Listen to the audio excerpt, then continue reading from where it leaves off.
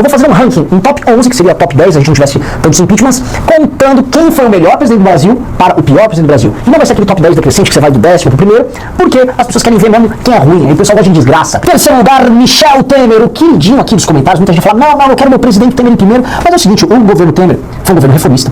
Isso ninguém nega, nós do MBL já assistimos e apoiamos muitas das reformas. Ele teria passado a reforma da Previdência se não fosse uma sabotagem tocada pela Rede Globo, apoiada pelo Bolsonaro e pelas esquerdas, vamos esquecer, e não fosse também a famosa greve dos caminhoneiros, que as pessoas acreditavam e se ferraram depois. Esse governo teria passado reforma trabalhista, PEC do teto e reforma da Previdência. Seria um governo profundamente reformista. Quinto lugar, Lula 1. Aí vai ficar, René, comunista, botou um Lula em quinto. Não botou meu presidente. É o seguinte, cara. Lula 1. Lula 1 foi um período de crescimento econômico no Brasil, sem estupro das contas públicas, com manutenção de tripé macroeconômico. Lembrando que era um governo que tinha o Palocci e o Henrique Meirelles trabalhando seriamente na questão econômica, mantendo todos os pressupostos do governo anterior, que foi o governo Fernando Henrique Cardoso II, que eu elegi como o melhor governo que o Brasil já teve desde a democratização. O que acontece? Eles mantiveram esses pressupostos, e o que o Lula sofreu foi, basicamente, para tentar formar base. Aí ele teve um mensalão, isso mancha muito, por isso que coloca ele em quinto, bem abaixo dos demais, porque ele criou crise institucional, houve até tentativa de impeachment contra ele ali ao longo desse primeiro governo. E outra coisa que o Lula também penou foi nessa tentativa de construir um discurso populista. Ali, na época, as bases para o discurso populista que começou a correr o Brasil começaram a ser lançados pelo Lula. Eu coloco como meritório a criação do Bolsa Família, que foi sim um instrumento muito mais inteligente do que prover serviços públicos, foi simplesmente colocar dinheiro na mão das pessoas que mais precisavam e tirou muitas pessoas da miséria. Mas o Bolsa Família ajudou a erradicar a fome no Brasil e ele tem ali, nesse Lula 1, nesse primeiro governo, bastante mérito nisso. Então a gente, adversário político dele, não gostamos de que ele é um Lula preso, mas o primeiro governo dele merece figurar sim nessa quinta colocação. Sexto lugar, polêmica. Governo Fernando Collor de Mello. Aí você vai falar, puta que pariu, nós estamos aqui um impeachmentado, um criminoso como Fernando Collor de Mello. Meu irmão, daqui pra baixo é só ladeira abaixo, meu irmão. Aqui é o seguinte, aqui a gente vai vendo como é que equilibra aqui as coisas, porque o bicho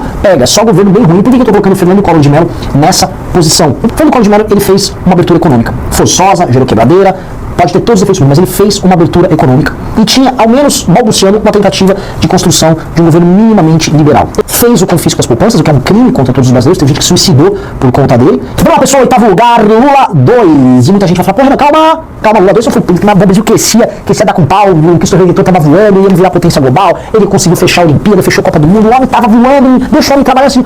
Foi um governo que o Lula parou de ser sério do ponto de vista econômico, meteu o Guido Mantega, botou aquela turma horrorosa e falou, vamos ligar a impressora, vamos fazer pacto, vamos fazer obra. Para duas coisas, destruiu a economia, o que aconteceu no governo da Associação Dilma Rousseff. 2, não fez reformas e permitiu que o Brasil ficasse completamente perdido e completamente para trás diante dos demais países. Ele precisava fazer reforma para ser competitivo, para ter competitividade, coisa que ele não fez. E 3, lançou a base para os grandes escândalos de corrupção, maiores escândalos de corrupção da história do Brasil, que foi o Petrolão, em que a corrupção comeu solta no Brasil. Foi um governo assustador, foi um governo aterrador nesse departamento. O Brasil foi mantido, a governabilidade foi construída através do roubo multibilionário de estatais e de contratos superfaturados em todas as áreas, parcerias imundas com empreiteiras, e também foi nesse processo que o Lula começou a colocar as garrinhas de fora para tentar criar um projeto de poder hegemônico baseado no uso da corrupção. No lugar, Dilma 2. Se quem é Dilma 2 foi o governo da Dilma do impeachment, considerado o pior governo de tempo, que eu vou botar aqui. É só por uma razão.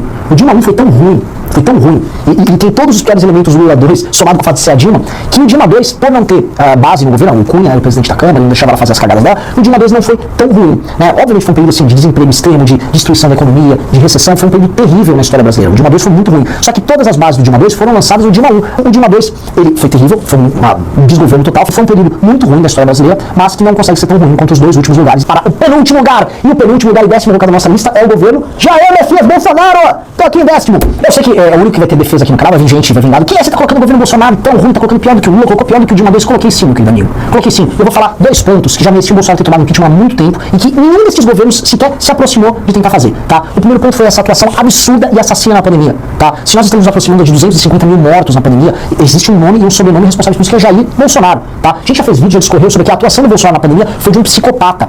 Não basta ele ter tentado acabar com qualquer política não foi nem de lockdown, de restrição, de aglomeração, então ele aglomerava, ele fez as pessoas tomarem remédio que não funciona, e insistiu nisso, mandou fazer estoque disso, sabotou a vacinação contra o próprio povo. Isso não merece, assim, esse cara é um desumano, não tá nem na categoria de político, tá na categoria de monstro.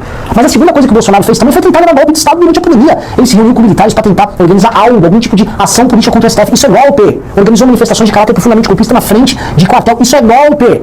E só não rolou porque as pessoas não compraram, porque se dependesse dele, rolaria. Foi um risco institucional que o Brasil passou na mão desse cara, um espelho terrível. Também um governo que traiu seu eleitorado e conseguiu fazer algo que foi incrível. Foi entregar todo o processo de transformações e alterações causadas pela população que colocou ele no poder e um recolocamento, um reencaixe do centrão no poder que vem acontecendo agora por conta do governo dele. É um governo também sem crescimento econômico, com gestão muito burra da pandemia. E, por fim, é um governo que tornou o Brasil uma piada internacional por conta das suas políticas externas. E, por fim, é um governo que novamente cruza uma linha institucional que nenhum dos demais governos cruzou ao utilizar aparato de investigação do Estado como Polícia Federal e a BIM para perseguir adversário político e proteger o filho corrupto. Ou seja, o Bolsonaro cruzou linhas nesse governo dele que nenhum dos demais cruzaram. É um governo com caráter golpista, um governo fanfarrão, é um governo sem limites, um governo que é assassino nas ações que tomam, então merece figurar como o segundo pior governo.